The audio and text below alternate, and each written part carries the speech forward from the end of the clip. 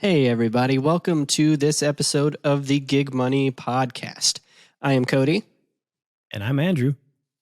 And we normally talk with musicians about the side hustles that they use to fund their musical ambitions. But however, since Halloween is coming up, we're doing a special spooky episode of the podcast filled with some interesting stories that our buddies have had while they've been on tour or otherwise just general spooky stories. So if that's your thing, let's dive right in. Let's dive Andrew, right in. You were telling me a campfire story. Yeah. So out of my parents' house, it's pretty, it's very haunted. You know, I'm always really sensitive to everything that's going on out there. Always hearing voices and kind of seeing things. And I mean, there are instances where you walk outside during a specific time of the day or the evening, and it's a farm, you know, so there's always tons and tons of sounds, and like, you know, you would hear the cows moving around or the horses moving around, the dogs barking, crickets cricketing, leaves rustling, which is all the time. And sometimes when I would go out there, it would be completely silent, like just dead silent. There would be no leaves rustling, no animals moving, no crickets cricketing. You're just like, okay, so this is freaking weird, right? Yeah, it's the kind of thing that makes your hair stand on end. It does. And when silence. You walk out, when you walk out to that silence, it does. It makes you get goosebumps, you know, and you start to think you're being watched. As a matter of fact, I always feel like I'm being watched about 99% of the time I'm out at that house. But specifically when it's late at night and you go outside and it's that quiet, it doesn't happen very often. Several times a year, you know, but it's creepy. So now that I've set the stage for that, me and my family will get together and we'll have like a fire pit where we sit around and tell stories and kind of reminisce. Well, we were telling this story about, I can't remember specifically, but it was a very, very scary story. We were talking about how certain things happen that shouldn't happen, or what happens after death, all these other kind of things. And as we're talking, it's starting to get darker and darker. The fires kind of, you know, we got to stoke it every now and then because it's getting a little too dim for us to see each other. And the sun is just going over the mountain. It's almost completely gone. And we're telling a story, and it's the scariest part of the story. And then all of a sudden you hear, ah! And you're all, what was that? And everybody just sits there for a second, and they're just like, what was that, right? And now everybody's kind of looking at each other going, do we need to go find somebody? Is somebody being murdered in a ditch or something? Like, what's happening? And seconds later, it's all, ah! And it's like, what is going on? It's like, you know, I look over at my mom, and she's sitting there, and she's kind of giggling, and I was all, what's so funny? And she's all, those are the goats. And I'm all, goats scream? And she's all, yeah, every single night. We hear it every night. And I was like, oh, so goats scream, or somebody's being murdered out here every day and nobody gives a damn. Like, nobody's going to go and check it out because they're just, it's goats. No big deal. It's just goats. Not only do goats scream, but they have excellent timing as well. Yeah, exactly. Got right to the climax of the story. And boom. Yeah, and it was climactic, if you know what I mean. But yeah, so there we were telling the story, and, you know, my mom starts telling us about how, you know, how the donkeys sound, and they scream as well. Like, they'll scream, and then they'll do the ha, ha, ha afterwards, right? Like it's a Squidward going on. But like, I'm like, this is even worse than when I used to live here, because when I lived there was pigs, there was horses, there was cows, snakes, chickens, never goats. Nobody around the area had goats. So yeah, I wasn't aware that they did those kind of things. That is freaky. Now I kind of want a goat, though. I can imagine just how freaky that must have been in the moment when you hear this. Oh, absolutely. Strange scream. Yeah, no, mosquito was biting me at the same time. It made it even worse. I was like, I'm being killed too. being bled dry. Yeah, right. It's like, what kind of abominations we got going on out here, Mom? Yeah, crazy stuff. And then you learned about the farm animals, which is interesting because it ties into the story that Brandon told us a little bit. Oh, yeah. All right, so Brandon, we know that you have some stories about this. So while you are not on the road touring, gigging as a musician, you have some spooky stories about this house that you live in. Yeah. My wife and I bought this house, I want to say 5 years ago-ish. And I remember I was on the road actually with Parrish Lane when she bought the house. And I remember leaning to our bass player, Eric, and, hey, my wife just bought this house. And I showed him a picture. He said, it's haunted as fuck. And he was just, you have to know Eric. He's like, you're going to buy a haunted house, And I didn't believe him, but he was absolutely right. This place is kind of spooky. So the one thing that the family before us left after the old woman passed away was this prayer plaque on the wall. We were like, whatever. That's their stuff. We'll bring in our stuff. Have your people call my people kind of thing. And pulled it off the wall. And the house comes alive when that thing's not up. Doors will open and shut by themselves. The cabinets slamming open and shut is the thing that really gets my blood going. We have my kids see somebody upstairs. I have a lot of video around the house of like the lights behaving really weird, orbing in certain ways. And there's one, I was sitting actually in this office a couple years ago, and I could hear something going on upstairs. So I pulled out my phone and started recording, and you can hear all of my daughter's toys going off upstairs. All of the ones, you slap it on the ground and it makes a noise or whatever. And they were all saying their little sayings. So I take the video upstairs, it all stops, come back down, it all starts up again. But I live on a cemetery, so everybody's like, well, of course it's going to be haunted, but I didn't know, But every time they bury somebody in the graveyard, it's like they walk through my house. It's kind of wild. We have a lot of little like music boxes, old music boxes or carousels, that you wind up and they play a chime. They'll start playing on their own, even though they're not wound up. But one of my favorite big moments is, so sitting around, like we're kind of used to it by now that the house does spooky stuff.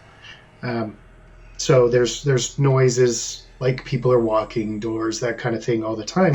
So when we're watching TV or a movie or something, we just turn up the volume until we can't hear the house doing its fucking thing. So a good friend of mine, Todd, he come over and he's petrified of my house. But, he deals with it because we're friends and turn up the volume, that kind of thing. But he swore he'd never spend the night at my house, even if he was intoxicated. Nope, I'm sleeping in my car.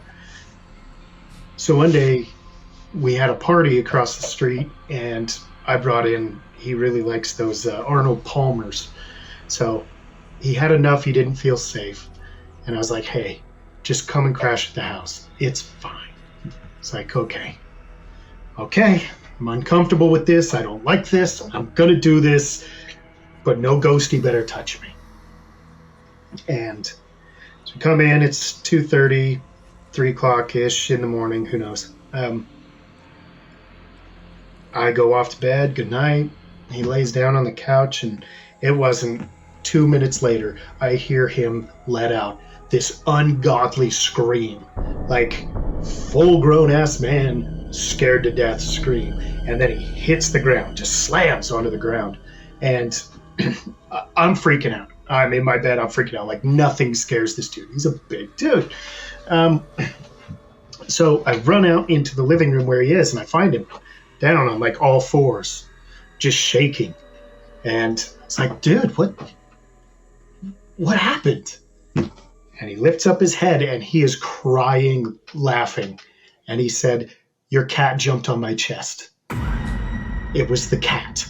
But he had revved himself up thinking about this ghost so much that when my cat jumped on him, he just lost it. Threw the cat, fell out of the bed, screamed. So, spooky place, man. You got to be ready. Okay, got to be ready for anything. One thing about Todd, though, that I know is that he is capable of performing wedding ceremonies.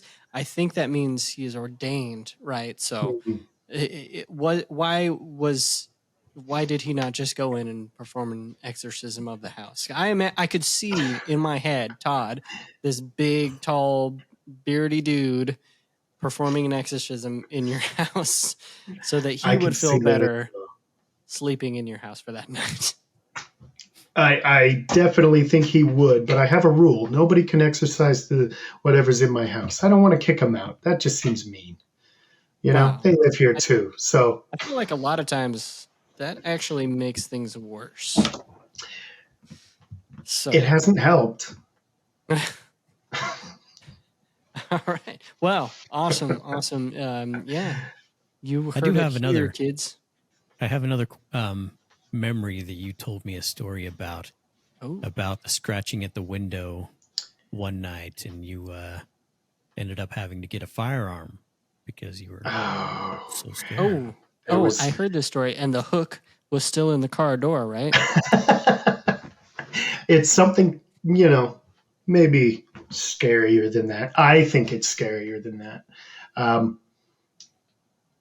I did. I heard something outside the window, and you know, I'm a little bit of a paranoid guy, and I don't know how many people know this about me, but life has brought many things to me, and one is being paranoid. And so when I hear something at the window, I'm like, oh, somebody's out there. Somebody's in the yard. Somebody's trying to get into my house. Fuck that. And so I grabbed my pistol. I went up to the window. I pull it back, and I look out, you know, and there's a llama. Well, an alpaca that my neighbor has, and I scared it as much as it scared me. And I don't know if you know the sound that alpacas make when they get scared, but it's a loud giggle, and that's the scariest noise in the world to me. So yeah, that's what, of all the things, that's left the biggest scar on my psyche was the llama.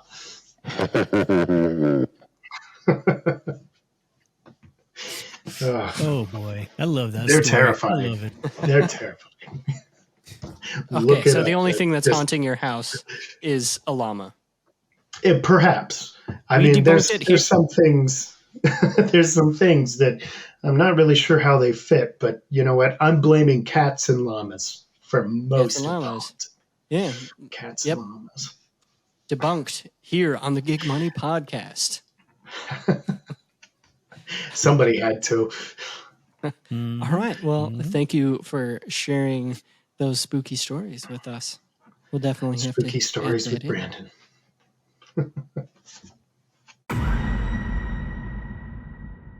Tell us a spooky story that you have from tour. All right.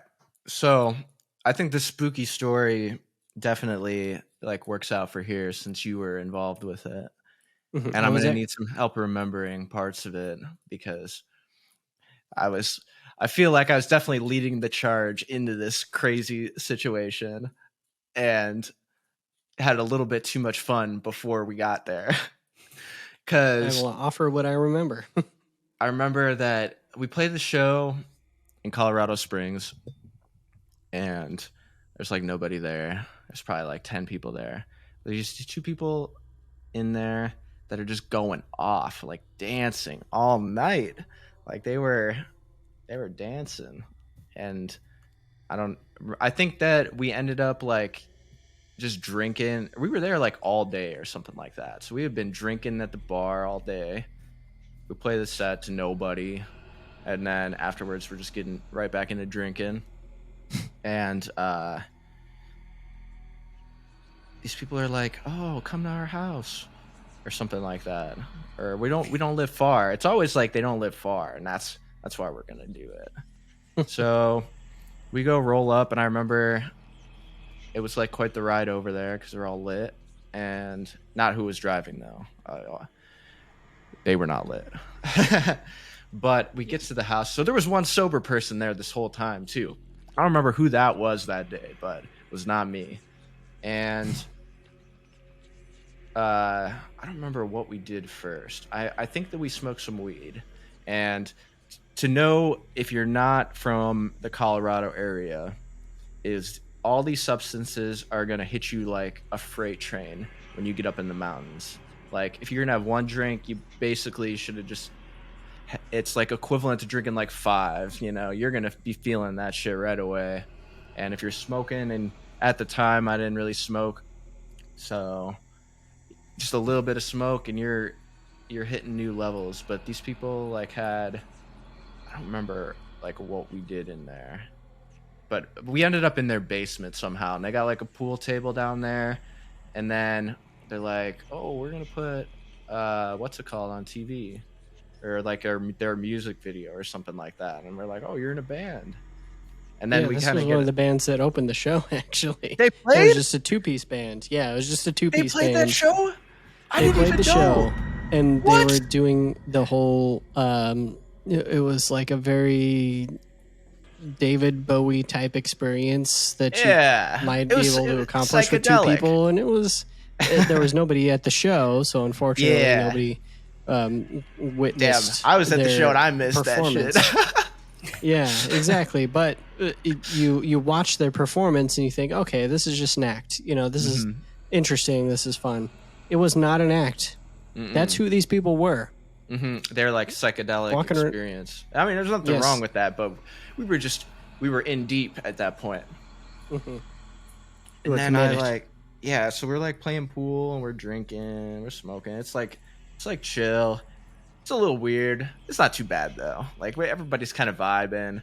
I feel like there were like people showing up at the house too that were like roommates or something, but they weren't like cool with us being there. But the people that's why we had to go to the basement. Yeah, something because like that. The roommates upstairs was actually one of them was the owner of the house. Yeah, and they're like, we got to sneak you downstairs so that we can do our partying in the basement because they're not really a big fan of our lifestyle where we dress up in spacesuits and smoke weed and do crazy shit all the time. Yeah, we didn't even get to that. So then we're like chilling downstairs, and they pull out all these onesies.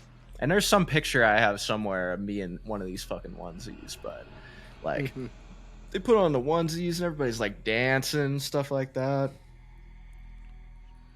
And then I feel like one of them was like a skeleton or something like that, and that's what I was putting together in my head for it to be spooky. But it was, I remember at one point, like we're in these onesies, or I'm in the onesie, you guys are just fucking laughing and shit like that. And then we like, I don't know, it hit a weird note all of a sudden, and then I remember like kind of bouncing out. Yeah. I don't remember what it was though exactly, but I do remember that after all of this, like these people still like I gave them my number or something like that. So they were like calling me saying they had a great time like the next day. Yeah. The funny thing about this is, I don't know who exactly was kind of privy to the conversation, but we were all wondering throughout the night, even as they played, if one or both of the members of this band was we had no idea their gender. No idea. Absolutely no idea. And it got even more like muddied throughout the rest of the evening, like what is this creature?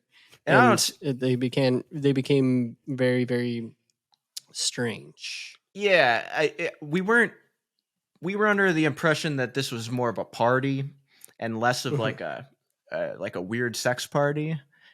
But and it turned into almost like an I think they were kind of asking themselves that question too. They probably were. Yeah. They were so confused by your sex. They were like, what are these people? Yeah. Yeah. I don't know. I didn't. Yeah. We just didn't know.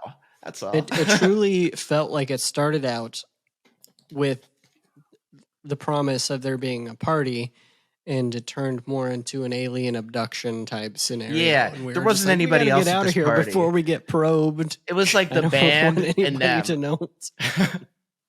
And I don't know if they were together or what the deal was. Yeah, everything about them and their relationship and their gender was up in the air. And it was fun in the beginning, and then it became really weird really quickly, and we had to go. I feel like we were there for a while, too. Like, this was over the course of, like, 2 hours. Yeah. Which is pretty long time to go, like, after a show to somebody's house for, like, 2 hours that you're not sleeping at. And then leaving because it got awkward. There was a couple instances where it got awkward, like, going to people's houses. Like, that's one thing, too.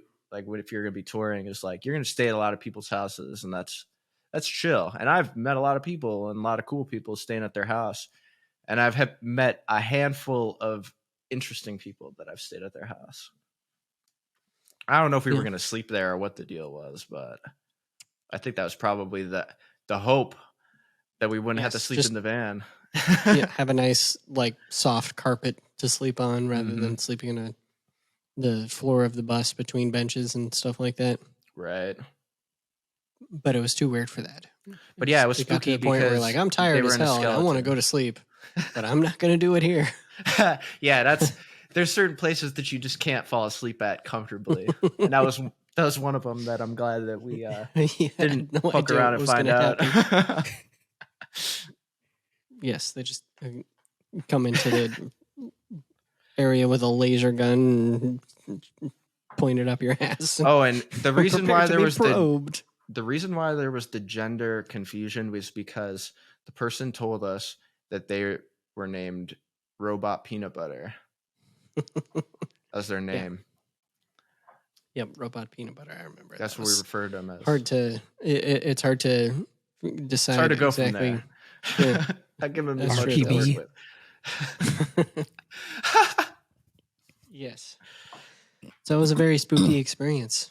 So kids out on tour. Yes. Always keep your butthole tight. Yep. So, Myles, what you got? Yes. So the first band I ever played in was called Those One Guys. Back when I was in high school. It's a great name. And we played, all right, super simple. But we played well, not ours, actually. It was our vocalist's high school prom at a Masonic temple that had a door in the back with 6 locks on it. But the thing was, like, they had 6 locks on it, right? And we weren't like, oh, what do they have in there and then they don't want anybody to get to? We were just like, what's in there that they don't want to get out? Like, that's the kind of vibes we were getting. Like, there was like this kind of like this weird, eerie feeling the whole day, right? When we were getting in there and setting up. And that night, I broke 3 sticks, which has never happened. Cracked 2 of my cymbals. Wes broke a string. Alex broke a bass string. One of our speakers blew. One of our lights stopped working. Like, we were just like, wow, they really don't want us to be in here. So that, I mean, it's a short, spooky story, but like, we were just like, dude, the powers in this building do not like what's going on at the moment. Wow. That's just, it was a lot. Really creepy. It was very creepy. You had me at bass string. Those are very difficult to break. Yeah. That's crazy. You gotta imagine. You guys never found out what was behind the spooky door? They wouldn't tell us. Like, the people in the building, we were just like, hey, like, well, what's in that room? And they were like, oh, we don't talk about what's in that room. We don't talk about it. Blair, if you climb that, I swear you climb that acoustic panel, I will turn you into chicken. I will sell you to China Moon. Next week, Kung Pao. It's extra spooky. Myles berating his cat. No, dude, this is why she's banned from my studio, because she tries to climb my acoustic panels on the wall, and I'm just like, don't do that. I spent too much time on these things. Yeah, it's a very cat thing if you ask me, so... Definitely. It's impossible to keep them out of everything. And she's a tortie, too, so like she's just got crackhead energy all of the time. So what you're saying is it was possibly a cat that was ruining all the stuff in the temple. It was just a herd of torties. Just a litter of torties. Oh, man. They were very quiet, though. Very quiet. No, they said that door. So the building was built in, I think they said, the early 1900s. And he said that door has been locked. No one's been in that room since 1926. And this was in 2014. He said that. So, wow. Yeah. Okay, so anything that's behind that door that is still alive at this point, definitely a good idea to keep the door locked. No. I don't know what's in that room, and I don't want to know what's in that room. Probably whatever was supposed to be found on Oak Island. Yeah. Wasn't that a treasure? It's the Mason's secret treasure just behind that one door with the 6 locks on it. We don't talk about that. No, but that night though, I did go home and I watched all of the National Treasures. Because I was just like, I wonder if they have any of these buildings that have rooms that have 6 locks on them. Yep. You never know. Yep. You get that kind of information from a Nicolas Cage movie. Hey, you definitely. They did a lot of research for those Nicolas Cage movies, okay? That they did. You got to walk around and look for the guy with the big key ring. Because it's got to have many keys for that door. Mm-hmm. Yep. Many keys. He's got to look like the guy from the Harry Potter movies that watched the grounds. Had the cat, Mrs. Norris. Filch. I can't remember his name. Yeah. Filch. He's got to look like that guy. He's got to look like that guy.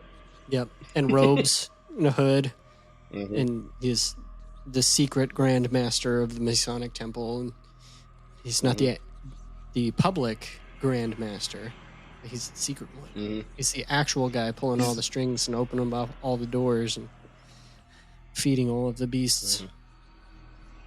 Yes. I need him to look like that guy, but talk like Barbossa from Pirates of the Caribbean. You're getting quite a eclectic mix in here, and I like it. Oh, yeah. Just be like, like you're about to reach for the door. He's like, I wouldn't go looking behind that door there, mister. I'd just be like, you're a reputable source. I will listen to what you have to say. Yes. Just keep talking. That's all I ask. There's only one thing I ask. Just keep talking like that, Barbossa. Yeah. You 2 can people hear that him can narrate coming. my life. Barbossa. Yeah. Yep. Barbossa and Morgan Freeman. Polaris. Morgan Freeman. Yes. I would like Samuel L. Jackson to narrate my life, because that'd be very flavorful. I need him to narrate all like the unfortunate parts of my life. Motherfucker. It's a Royale with cheese.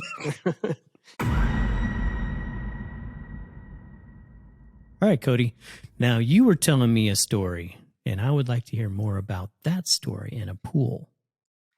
Yeah, so I was thinking about this and coming up with different ideas about, spooky stories, and especially ones that tie into music and everything. And it was actually my brother-in-law who brought it up the other day, because he was reading something about Chris Motionless from Motionless in White talking about this venue that is haunted. And I said, yeah, I've been there. I can confirm. So there is a place called The Rave in Milwaukee. It's also known as the Eagles Club, because that's what it was when it was built, is the Eagles Club. So it had a huge athletic structure and tons of different ballrooms and everything like that, and has been converted into a music venue with, I think, 7 different stages. So, the main one is the huge ballroom, which is incredible. So gotta have big balls. Yeah. Ballrooms. Yeah, they've got the biggest balls of them all. And yeah, you got to have big balls if you're working in a place that is haunted. As much as that is, there are a lot of reports of haunted things happening there at the rave. And I was on tour and playing there with All That Remains and Attila. And one of the crew guys who was working at the venue was saying, "Hey, you guys want to go check out the pool?" Sure, I didn't bring my swimming trunks or anything. He's like, no. Do you guys know about the pool? Like, it's abandoned and it's haunted and it's spooky. And a lot of different artists have come through and signed the wall. So, yeah, that sounds really cool. Let's go check it out. So he takes us back. It's through the dressing room, through the green room. And so it's not accessible to the public, except they occasionally do public tours where they'll take you through the structure and everything. But generally, it's only available to the artists that play there. So he took us back through the green room into this giant, it was a dark room. There was no lighting. It was decrepit. It was this huge pool, 70, Olympic-sized pool, massive. And it was completely barren and dirty, and tiles were falling down, and it was decrepit, and it was really dark and dingy too. And so it was kind of getting it's kind of spooky, And then the guy starts telling us about the haunted past of the venue, and he said, "Yeah, this pool actually got shut down after 3 people died in the pool." Wow. And he said, "Yeah, there's reported hauntings throughout the entire venue, but here definitely." And so we're walking around. He's like, "You should check out some of the signatures on the wall of the pool." They had all sorts of different signatures of very, very famous artists who have played that. And I was like, yeah, let's climb down and check it out. And kind of get this weird feeling, started to feel really, really cold. And I started to get the sensation that something was just not right. And I'm looking around, and the band member, the other guy I was with, he didn't seem to notice. So I'm like, okay, this is nothing. And then out of the corner of my eye, I saw something whisk by up on the ledge around the pool. Like, what the heck was that? And the guy who brought us down, "Oh, that's just the little girl." I was like, "What?" He says, "Yeah, a lot of people see the ghost of a little girl down here." And I was like, "Fuck, that's crazy." And so creepy. At that point, I'm like, okay, he explained it. It doesn't make it less spooky, but it's also not me being crazy or anything. So we're inspecting all of these signatures and everything, and start to get this feeling again that something's not right. And start to get very, very uncomfortable, and I want to leave. I want to get out of here. Let's go back and restring our guitars or something, because it's freaking me out. And that's when I happened upon a signature that really kind of shook me. I don't know if you're familiar with Mac Miller, the rapper who passed away a few years back. He played at the rave. He sold it out 3 different times, and he was actually scheduled to play another show, but he passed away before he was able to do that. But on one of these times where he visited, he signed the wall of the pool, and that is the signature that I came across, and it just sent chills down my spine. It said, "I am Mac Miller. I once lived, and now I am dead. My soul remains here. Enjoy." Yeah. So, wow. I imagine he probably intended that to be read several years down the road when he was old and passed away, and it was really just kind of a spooky moment to read that, knowing what happened. A little foreshadowing going there. That's creepy. Yeah. So that's my spooky story. I know a lot of different artists, even like really big names that have gone through there, visited the pool, and it's kind of like a big thing in the musician world.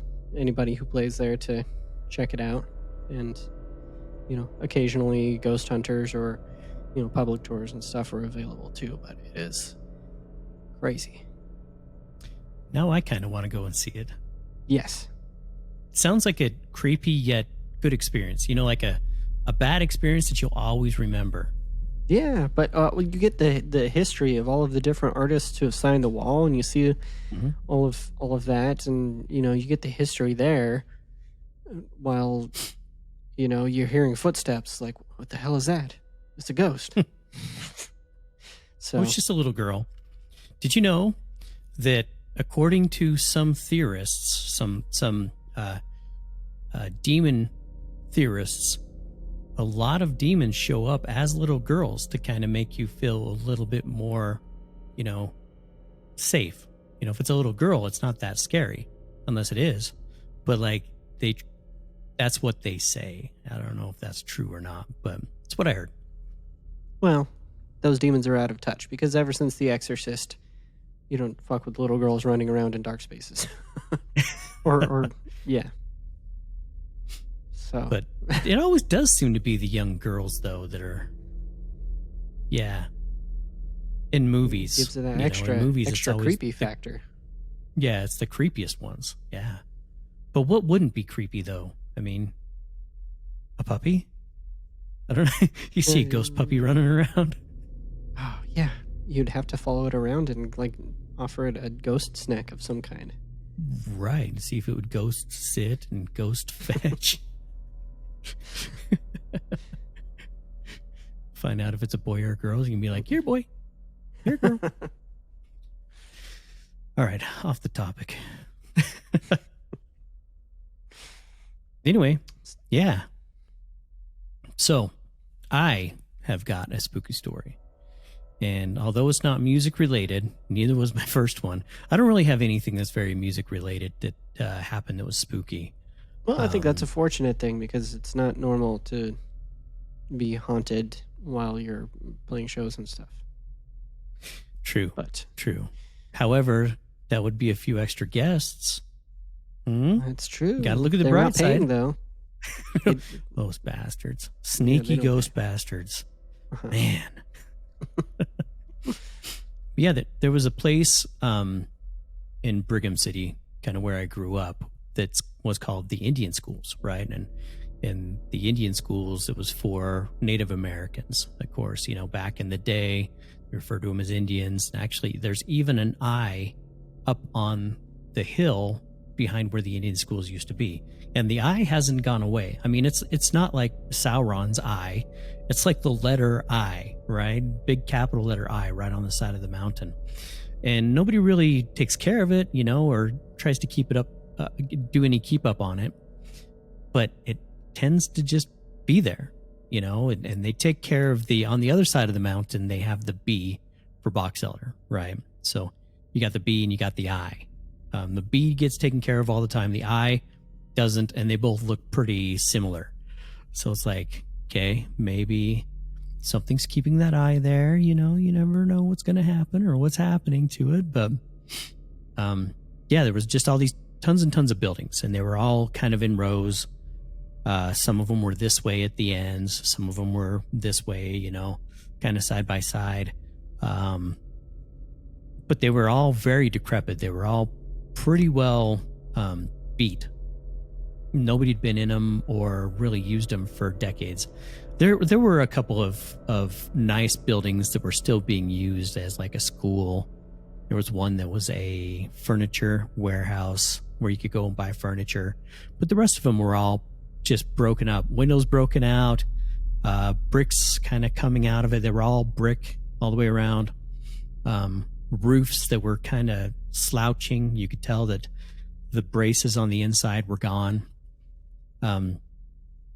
Anyway, you go through there at nighttime and you always feel really creeped out, you know, and I don't know if it's because everybody tells about how this place is haunted or if it's just a genuine feeling.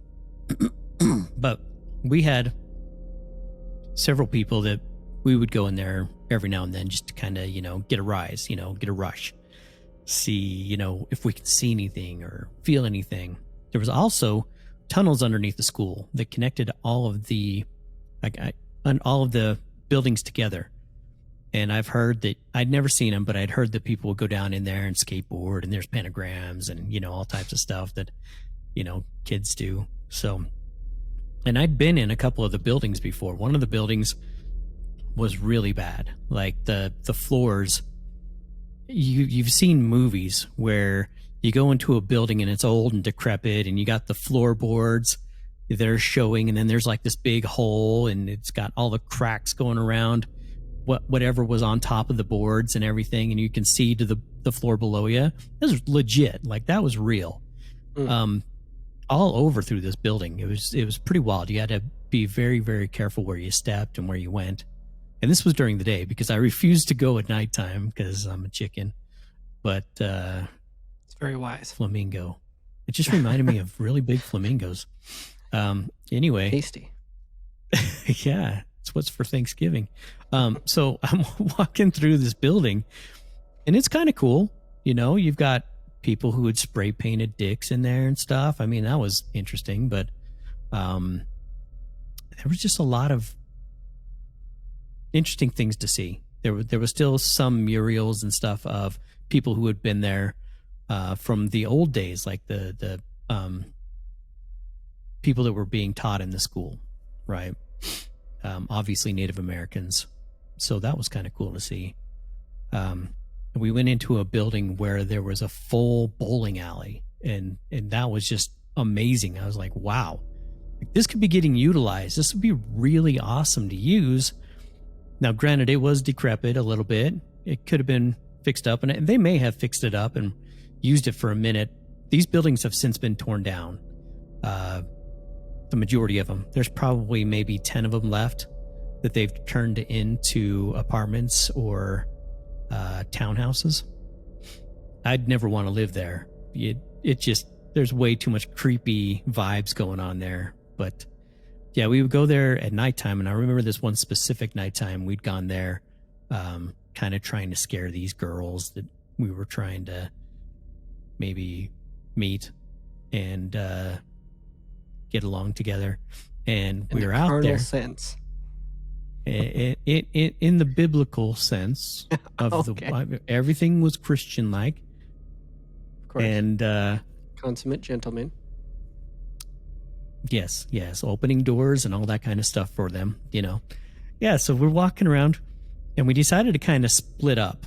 So it was me and a girl, and then there was another guy with a girl that came with me.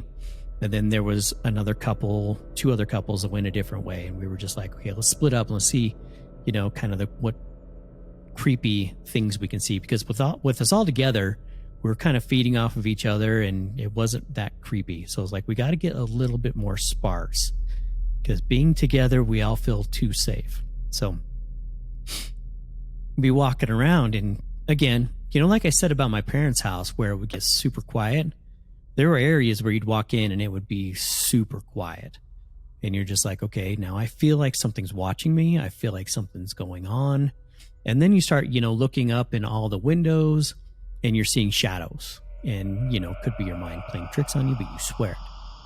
And that's kind of the good thing about having other people there is they can, you know, corroborate and be like, yeah, I saw that too. That was crazy. And you turn, we had flashlights, of course, you know, we're doing a whole Ghostbuster thing. And flash flashlights up in these windows, and there wouldn't be anything there, of course, but you move the flashlight away and you'd swear you see something. There was one I swore I saw red eyes. I was like, that's creepy. Yeah, that was weird. But the scariest part of it all, what's that? It was weird. It was probably just some teenager getting high up there, though. That's where the red eyes were coming from, right? Yeah, definitely. The highness. So blazed. Yeah. You probably scared him more than he scared you. Probably. He was like, whoa, man. Paranoid. What you doing in this area, man? This is creepy, you know. Sorry, not all pot smokers sound like that, but a lot of them do. Yeah, so we were in this area. It was really, really quiet. It was creepy as hell. And it was a spot where, so there was these two, I'm trying to get my hands over there. These two buildings, and at the end of it, there's a building at the end. So it was kind of shaped like a U, but there was two alleyways at the end, so you could go opposite directions. But when you're looking in it, it looks like it's all one contained area. And we're looking in there, and you're seeing a lot of things at this point. There's people in the windows, at least you think you're seeing people in the windows. It's dead silent. Everybody's kind of just looking at each other, going, okay, are you feeling this? Are you feeling this? Are you feeling this? Yes, we're all feeling it. At that time, I saw somebody run across one of the roofs of one of these buildings. And now these buildings, as I stated before, these were one of the ones that had really bad roofs. So it was obvious that all the supports on the inside were either caving in or broken or something. So you would expect to hear somebody running across that, creaking or thudding, something to that effect. But there was nothing. And they were like hauling ass all the way across this roof. And I looked over and I was like, did you guys see that? And everybody saw it. Everybody was like, yeah, I saw that. That was crazy. Well, then the other four people that had gone the opposite directions, we saw this person run across the roof. Gives me goosebumps actually just thinking about it. It was creepy. And aside from a well-timed goat scream, that would have been, I might have lost bodily fluids if a well-timed goat scream happened at that moment, but it was incredibly scary. Just, yeah, it wasn't a place you wanted to be.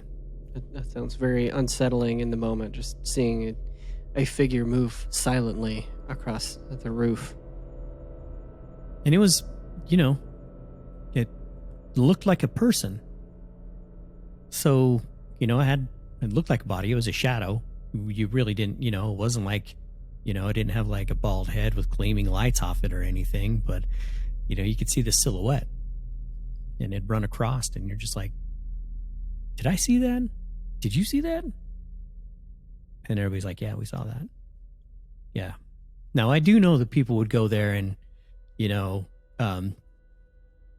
have their friends go and hide in some of these buildings. And then they would it was a popular spot to take girls to get them scared, right? Mm-hmm. So when girls get scared, what do? They get closer to you. So, I mean, that's nice, right? So, yeah. There was some of that going on, but not at this point in time. And I knew that a lot of people would break into there to these buildings and just go looking around and stuff. But it was very like private property. You were not allowed to go inside the buildings. You could go around the outside of the buildings a lot, but you couldn't go inside the buildings. But you could see like where there was an area where somebody like kicked in a board and you could like creep in through there. Mm-hmm. And although I had a lot of desire to go through there, I only ever went in the one with the bowling alley, and I went in the one with the floors that were all decrepit and gone. But that's creepy. It's creepy. Yeah. That's definitely an excellent spooky story of a haunted building. So, yeah, I think that's where we are going to wrap it up for today. So we hope everybody enjoyed our spooky stories. We're not necessarily the kind of podcasters that tell spooky stories all the time. So, you get what you get. Exactly. Sleep well, children. Yes. So. Yep. Everybody's got to sleep well tonight. Yeah, definitely. Well, maybe we'll put some spooky music underneath. get everybody properly creeped out. That'd be really good. Yeah, it would. Every now and then, just edit in a goat scream. A goat scream. I'm just gonna take your voice screaming and just pepper it in throughout the whole episode and all of the scary spots. Especially when Brandon's telling his story. Yes, that was a good story for sure. Well, everybody, thank you for tuning in. We hope you enjoyed it. Catch us next time when we're doing an interview with a musician about their side hustles that probably won't scare your pants off. If you haven't yet, check out our TikTok. We now have a TikTok. We're ticking and talking. Yes. Go check that out. Check out the TikTok. We'll link it in the description. But until next time, I'm Cody. And I'm Andrew.